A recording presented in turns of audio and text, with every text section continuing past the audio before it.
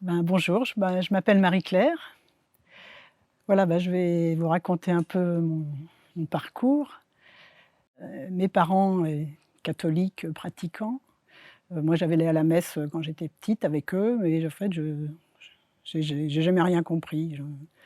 Le corps du Christ, ça ne représentait rien pour moi et à l'adolescence, en fait, je voyais plus l'intérêt, donc j'ai arrêté à 16 ans à peu près d'aller à la messe et plus tard, alors heu, j'ai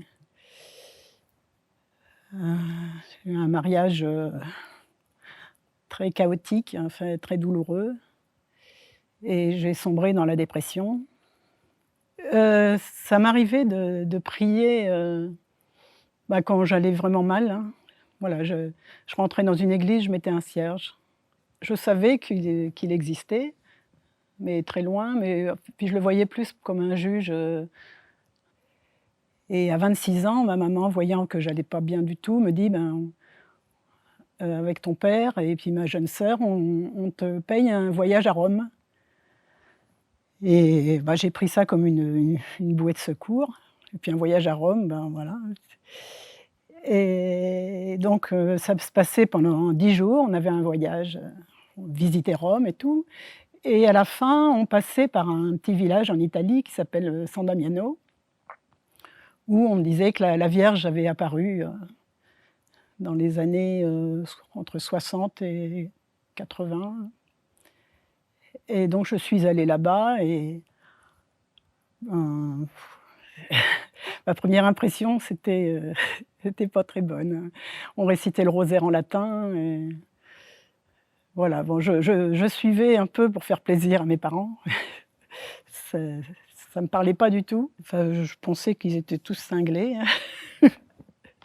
Pour un mois d'avril, il faisait très froid, il pleuvait et voilà, j'ai demandé comme signe qu'il fasse beau à midi. Et pendant le rosaire, donc il y a une minute de silence à un moment et là, j'ai vraiment senti comme si on me posait un manteau sur moi et d'un seul coup, j'avais plus froid et à l'intérieur de moi, il y a eu comme, l'image d'un miroir qui se casse et en 1 minute, j'ai fait une relecture de ma vie. J'ai mis de côté ce qui était bien, de côté ce qui était mal et je savais où je devais aller et je me suis mis à prier le rosaire en latin alors que je le connaissais pas, ça me venait tout seul et j'ai aimé, à partir de ce moment-là, prier le chapelet. Vraiment, j'ai senti cet amour, de la Sainte Vierge mais petit à petit, elle m'a conduit à Jésus, hein.